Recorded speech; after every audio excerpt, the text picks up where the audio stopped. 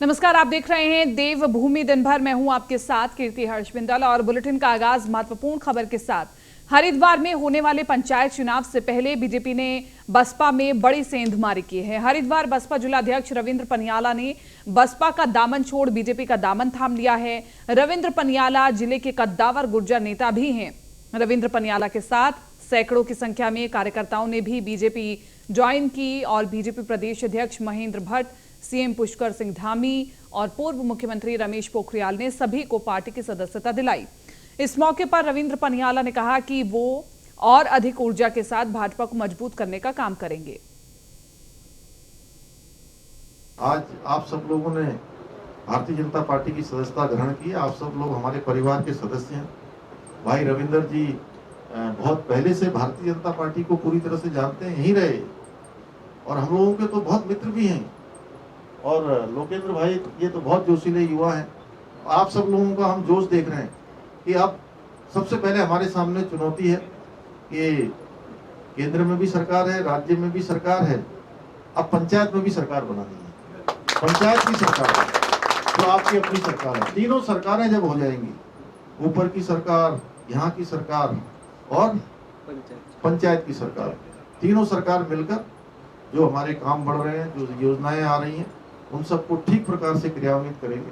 उत्तराखंड के पूर्व मुख्यमंत्री त्रिवेंद्र रावत का दिल्ली का दौरा है। त्रिवेंद्र रावत ने बीजेपी अध्यक्ष जेपी नड्डा से मुलाकात की है। विधानसभा में बैकडोर से हुई भर्तियों को लेकर अपना फीडबैक दिया है। समसामयिक विषयों पर भी दोनों नेताओं के बीच में चर्चा हुई है। राज्यसभा सांसद अनिल बलूनी से भी मिले हैं त्रिवेंद्र सिंह रावत और उत्तराखंड पूर्व मुख्यमंत्री त्रिवेंद्र सिंह रावत दिल्ली दौरे पर हैं। बुधवार को पूर्व सीएम त्रिवेंद्र सिंह रावत ने भारतीय जनता पार्टी के राष्ट्रीय अध्यक्ष जेपी नड्डा से नई दिल्ली में शिष्टाचार भेंट की।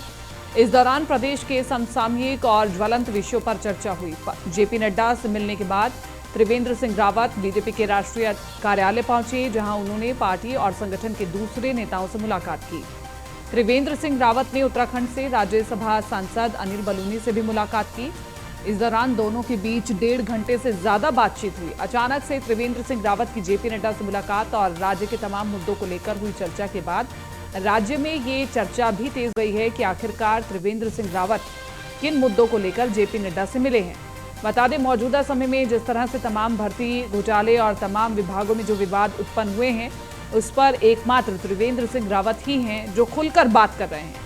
आपको बता दें कि उत्तराखंड में यूके SSSC पेपर लीक और विधानसभा बैकडोर भर्ती घोटाला सुर्खियों में है और साथ ही नियुक्तियों में धांधली और भाई भतीजावाद की वजह से सरकार भी सवालों के घेरे में है। और इन सबके इतर त्रिवेंद्र सिंह रावत ने लगातार बयान वो दे रहे हैं। अपने इन बयानों से उन्होंने अपनी ही पार्टी को कटघरे में खड़ा कर दिया है।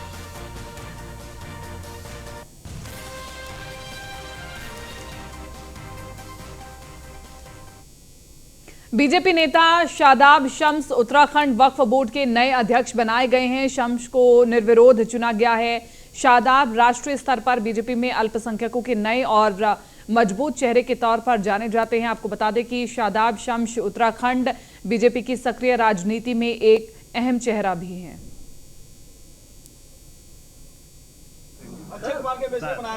हो गया सर। मुस्लिम बच्चों की एजुकेशन को लेके हम लोग काम करेंगे। जो की जमीनों के ऊपर भूमाफियाओं के अवैध कब्जे हो गए हैं, उनके ऊपर काम किया जाएगा। पूरी तरह से पिरान कलियर में जो हालात चल रहे हैं, उन हालातों को बदलने के बाद हम उत्तराखंड सरकार के सहयोगी की भूमिका में आएंगे। उत्तराखंड सरकार को पूरी तरह से सहयोग देंगे और उत्तराखंड को वक्फ के मामले में नंबर 1 पोजीशन पे लेके आएंगे। जो हमारी संपत्तियां पड़ी हैं, उनका कैसे सरकार सदुपयोग कर सकती है, उस दिशा में हम आगे बढ़ेंगे। मुझे लगता है कि एजुकेशन लाइन के ऊपर कोई मदरसा, कोई स्कूल नहीं होता। एजुकेशन सिर्फ एजुकेशन होती है। बच्चों को पढ़ाना है, उत्तराखंड के बच्चों को, कि वो उत्तराखंड का और मेरे देश का नाम रोशन कर सके, मुख्य धारा में जुड़ सके। उस दिशा में हम बहुत मजबूती से काम करेंगे। बीजेपी युवा मोर्चा के नवनियुक्त प्रदेश अध्यक्ष शशांक रावत के स्वागत में निकाली जाने वाली रैली के दौरान हादसा हो गया। गैस के गुब्बारे फटने से शशांक रावत घायल हो गए। मोर्चा के कार्यकर्ता उन्हें कोरोनेशन अस्पताल ले गए, जहां उनका इलाज चल रहा है। और आपको बता दें कि बुधवार को बीजेपी युवा मोर्चा के नवनियुक्त प्रदेश अध्यक्ष रैली में पहुंचे थे। इसी दौरान गैस का गुब्बारा फटने से वो घायल हो गए। हादसे के दौरान रैली रद्द कर दी गई। दरअसल शशांक रावत के युवा मोर्चे के नए अध्यक्ष बनने पर कार्यकर्ताओं ने स्वागत समारोह रखा था। इस दौरान शशांक रावत जैसे ही ओपन जीप में चढ़े तो उसी दौरान जीप पर बंधे गुब्बारों में आग लग गई।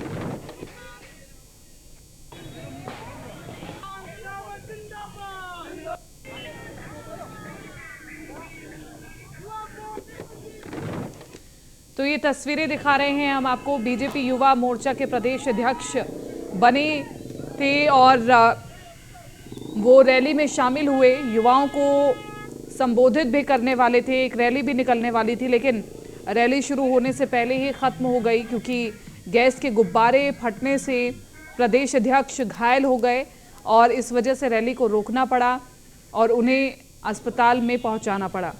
बीजेपी युवा मोर्चा की रैली के दौरान ये हादसा हुआ है और हालांकि गैस के गुब्बारे में आग लगना ये अपने आप में एक बड़ी बात भी है, क्योंकि अक्सर ये देखा जाता है कि इस प्रकार की रैलियों में ज़्यादा से ज़्यादा संख्या में गैस के गुब्बारे इस्तेमाल किए जाते हैं। तो फिर बड़ा सवाल ये खड़ा होता है कि आगे आने वाले वक्त में ऐसे और भी हादसे देखे जा सकते हैं, तो एहतियातन ध्यान रखना पड़ेगा और इस प्रकार की लापरवाहियों से बचना होगा। ये देखिए, हम आपको रिपीट मोड में भी बार बार दिखा रहे हैं कि कैसे गैस के गुब्बारे फटते हैं और जो नए युवा मोर्चा के अध्यक्ष बने हैं वो कैसे इस आग की जद में आते हैं। हालांकि वो थोड़ा बहुत इससे प्रभावित हुए, लेकिन आप देखिए कि जो उनकी लेफ्ट साइड है, लेफ्ट साइड पर उनको आग की थोड़ी सी लपटें महसूस हुई।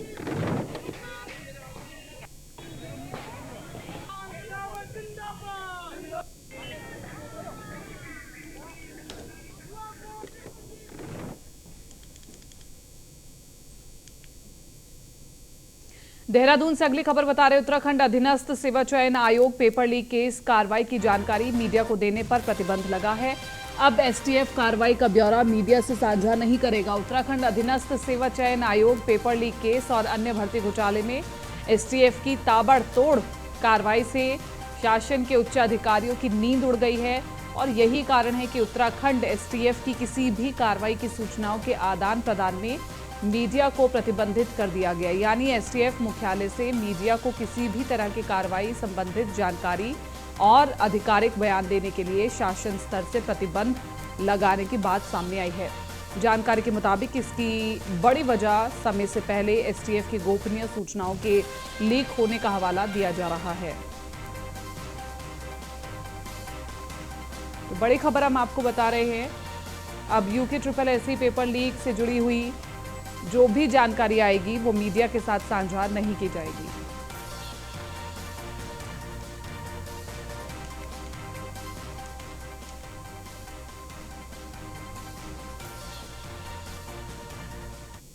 उत्तराखंड में एक के बाद एक लगातार सामने आ रहे भर्ती घोटालों को लेकर के अब प्रदेश के युवाओं के सब्र का बांध टूटता नजर आ रहा है। राजधानी दून की सड़कों पर बुधवार को हजारों बेरोजगारों का हुजूम उमड़ पड़ा। प्रदेश भर से देहरादून पहुंचे बेरोजगारों ने परेड ग्राउंड से सचिवालय तक रैली निकालकर भर्ती परीक्षा में हुई धांधली का विरोध किया गया और प्रदेश में अब तक हुई परीक्षाओं की सीबीआई जांच की मांग की गई। बेरोजगारों की भारी भीड़ नियंत्रित करने में पुलिस प्रशासन के पसीने तक छूट गए।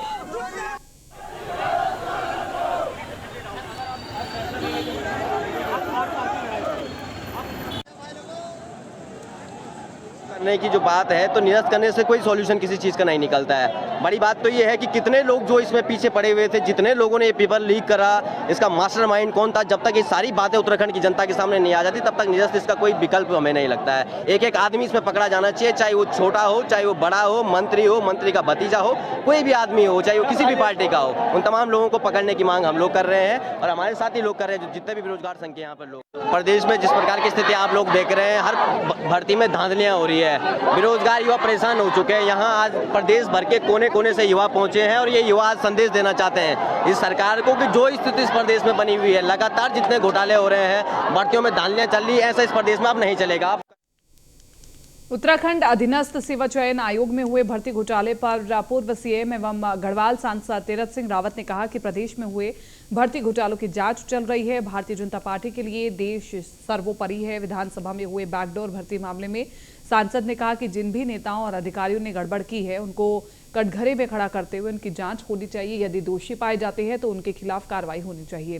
तीरथ सिंह ने कहा कि अगर जरूरत पड़ी तो मामलों में सीबीआई जांच भी सरकार करवाएगी। योग्यता के आधार पर उसको स्थान देना, ये हमारा फंडा मिशन है, उस और देना। यदि कहीं भी इस प्रकार का कोई भी गड़बड़ियां हुई हैं तो निश्चित है कि उस संज्ञान में लिया जाएगा, उसकी जांच होगी और वो प्रक्रिया हो रही है। यदि लगेगा कि अब इसमें भी किसी को शक है और कोई गड़बड़ियां और कोई इस तरह दिखती हैं अपने महकमे से, अपने अधीन जो कर्मचारी अधिकारियों से, उस एजेंसी से, तो फिर सीबीआई जांच होगी।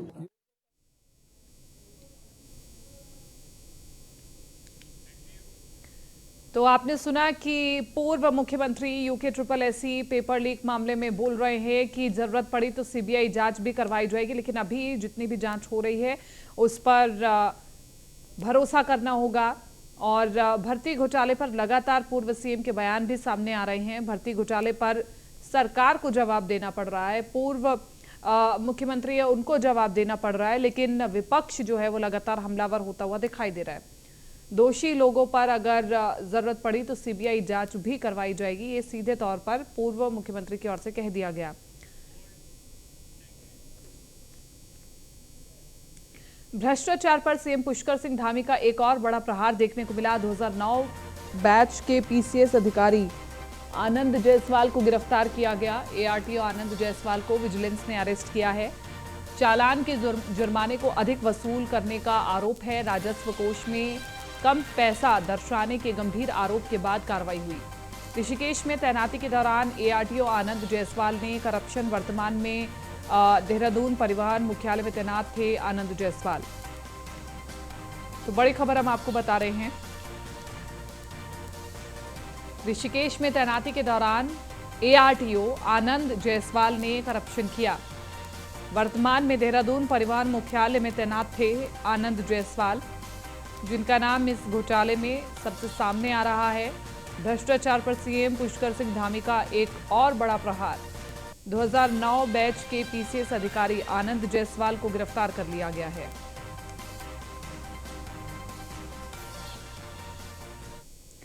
उत्तराखंड सरकार द्वारा जन आरोग्य अभियान की शुरुआत की गई है, जिसके तहत कई गांव में स्वास्थ्य विभाग की टीमें पहुंचेंगी और तमाम तरह की स्वास्थ्य संबंधी जानकारी प्रदान की जाएगी। वहीं स्वास्थ्य मंत्री धन सिंह रावत ने जानकारी देते हुए बताया कि उत्तराखंड सरकार द्वारा एक व्यापक अभियान चलाया जा रहा है, जिसका नाम हमने जन आरोग्य अभियान दिया है। और इस अभियान में एक कदम स्वच्छता की ओर और एक कदम स्वास्थ्य की ओर का नारा दिया गया है।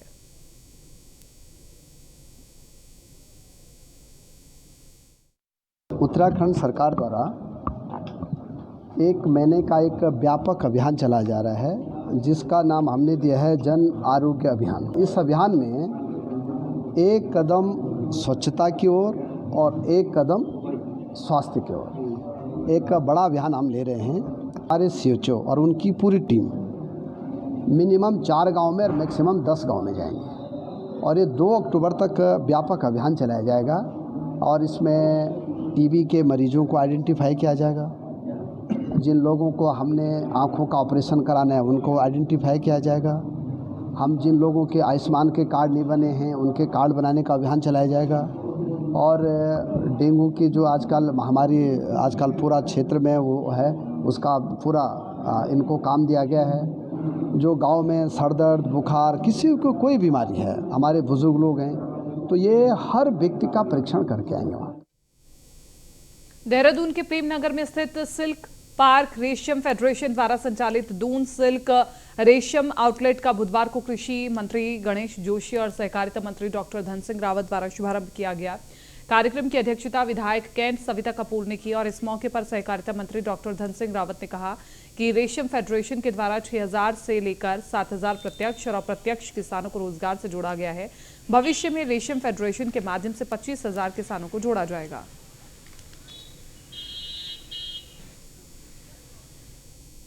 यहाँ पे एक आउटलेट खुला है जिसको दून सिल्क के नाम से अब जाना जाएगा और ऐसे पूरे प्रदेश में 10 आउटलेट खुले जाएंगे।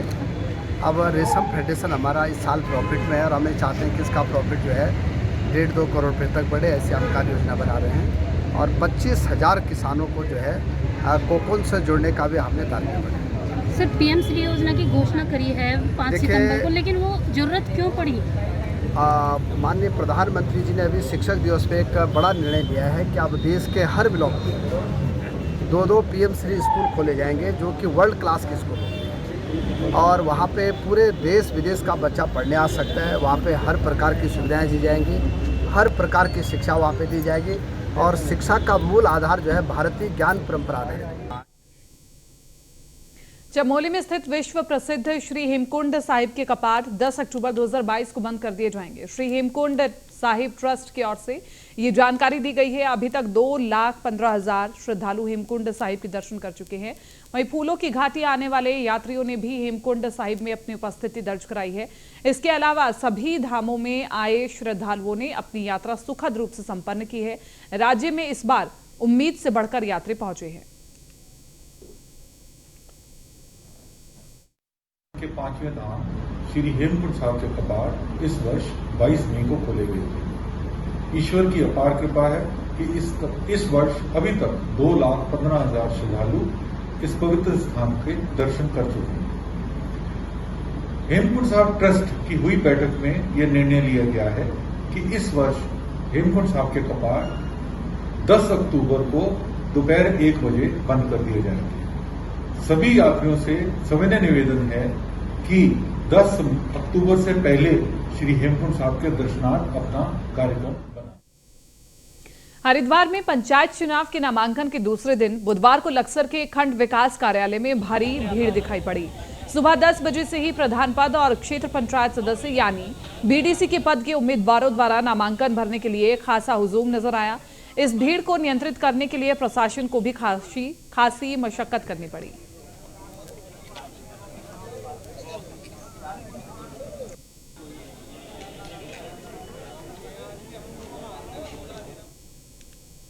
भारतीय जनता पार्टी का पूरा फोकस हरिद्वार पंचायत चुनावों पर हो गया है और यही वजह है कि बीजेपी के प्रदेश अध्यक्ष महेंद्र भट्ट की नई टीम, जिसमें प्रदेश के सभी जिलों के अध्यक्ष समेत दूसरे पदाधिकारी बनाए जाने का काम नवरात्रि से पहले नहीं हो सकेगा। आपको बताते चले कि 15 सितंबर तक नई टीम पहले चुने जाने का प्लान पार्टी ने तैयार किया था।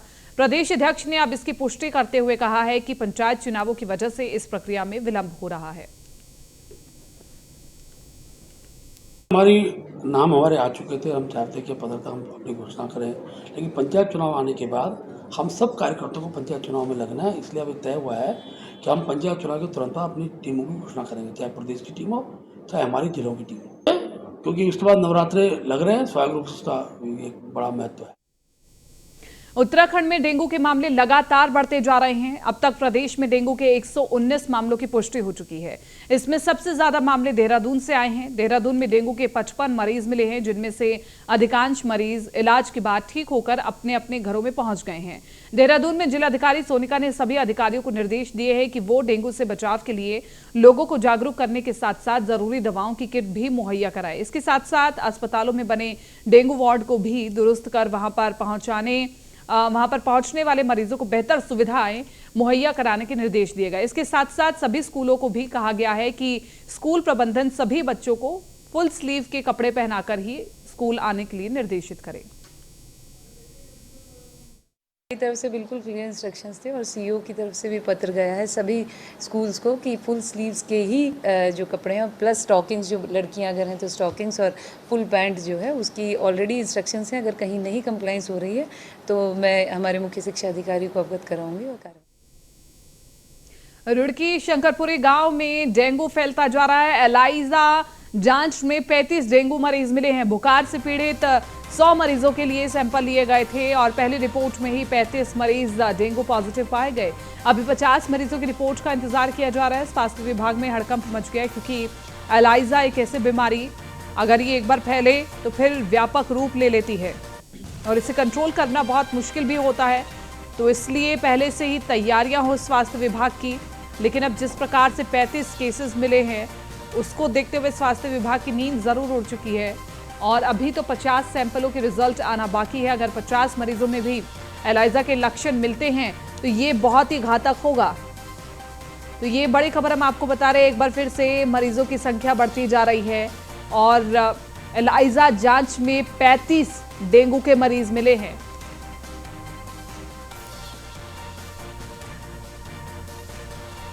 बुखार से पीड़ित 100 मरीजों के सैंपल लिए गए थे। नैनीताल में नंदा देवी महोत्सव का बुधवार को डोला विसर्जन के बाद समापन हो गया। आपको बता दें कि नैनीताल में नंदा देवी महोत्सव का शुभारंभ 4 सितंबर अष्टमी के दिन से शुरू हुआ था, जिसके बाद बुधवार दोपहर को मां नंदा सुनंदा शोभा यात्रा निकाली गई। शोभा यात्रा के दौरान सरोवर नगरी माता के जयकारों से गूंज उठी। मां के डोले को नगर भ्रमण के बाद नैनी झील में विसर्जित कर दिया गया। लड़की विदा होती है, ऐसी हमारी नंदा सुनंदा माता अब अगले साल ही हम लोग की मुलाकात फिर से होती है। तो बहुत मतलब एक ओर से तो उमंग उत्साह भी है, लेकिन एक ओर से मतलब बहुत बुरा भी लगता है कि आज के दिन जब अगले साल विदाई का माहौल, लड़की की विदाई होती है, ऐसी है आज के दिन का माहौल। आज जिला प्रशासन ने यहाँ शहर में छुट्टी भी की है, तो इस वजह से शहर के अंदर जितना अपार जनसमूह और जितने लोगों का उत्साह अभी आपने पूरे देखा होगा डोले भर और जो चल रहा है, और उसके लिए मैं आपको क्या कहूँ कि मतलब कि अपार जनसमूह और मौसम मां नैना देवी की कृपा से मौसम ने भी बहुत साथ दिया। ये जो माहौल देख रहा हूँ मैं हर साल ये बढ़ते जा रही, 2 साल कोरोना की वजह से थोड़ा सा इसमें व्यवधान पड़ा था, लेकिन अब के साल मैं देख रहा हूँ लोगों में बहुत ज़्यादा जोश है और मेरे ख्याल से इतनी क्राउड शायद पास में नहीं आई होगी। तो आज हम बड़े जोर शोर से ये पर्व मना रहे हैं और बहुत खुशी हुई है। आशा है कि हमें नंदा देवी बार बार ये पर्व देखने को मिले। नहीं, विदाई में तो देखिए किसी की विदाई होती है तो बुरा लगता ही है, और ये आखिरी दिन है और पूरा जो माहौल है उसके साथ विदाई के साथ गमगीन तो है। और अब देखते हैं उत्तराखंड की खबरें फटाफट अंदाज में।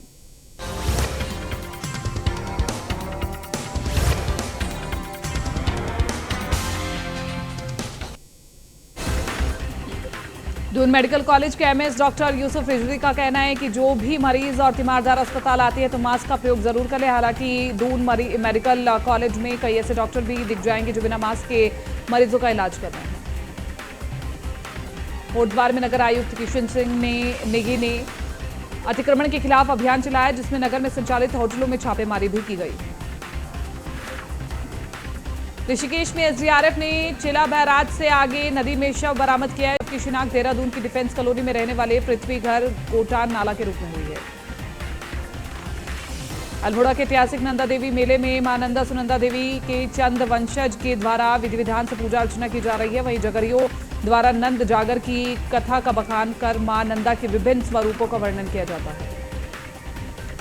ऋषिकेश कोतवाली परिसर में सीईओ डीसी ढोंडियाल ने एसएसपी के निर्देश पर सभी पुलिसकर्मियों को नशा नहीं करने और दूसरों को नशा करने से रोकने देने की शपथ दिलाई है। मुख्यमंत्री की विधानसभा के टनकपुर में प्रेस क्लब बनने का सपना साकार होता जा रहा है। मुख्यमंत्री पुष्कर सिंह धामी ने स्थानीय प्रशासन को जमीन की तलाश पूरी करने के लिए प्रस्ताव भेजने का निर्देश दिया है। टनकपुर में गणेश महोत्सव का समापन हो गया। श्री गणेश महोत्सव समिति की अगुवाई में धूमधाम से शोभा यात्रा निकाल करके गणपति की मूर्तियों का विसर्जन कर दिया गया। गदरपुर पुलिस ने नशे के खिलाफ विशेष अभियान चलाया, जिसके तहत नशीले पदार्थ बेचने वालों पर कड़ी नजर रखी जा रही है। काशीपुर में खनन माफिया बेखौफ हो गए हैं, ऐसा ही कुछ देखने को मिला है विजयनगर नई बस्ती में, जहां दर्जन भर से अधिक खनन माफियाओं ने एक ही परिवार पर धारदार हथियारों से हमला कर दिया। इस हमले में कई लोग घायल हुए हैं। नगर निगम कोटद्वार में सफाई कर्मचारियों की आउटसोर्सिंग में रखे जाने को लेकर के कांग्रेस और बीजेपी ने राजनीतिक खेल खेलना शुरू कर दिया। इसी क्रम में बुधवार को दोनों पार्टियों ने निगम के बाहर एक दूसरे का पुतला दहन किया और एक दूसरे पर आरोप प्रत्यारोप लगाए।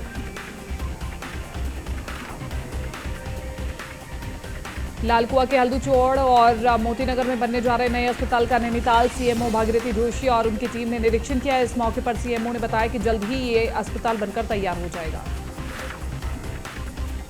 रुड़की के रहीमपुर गांव में अगस्त महीने का राशन नहीं दिया गया, जिसका विरोध अब ग्रामीणों ने किया।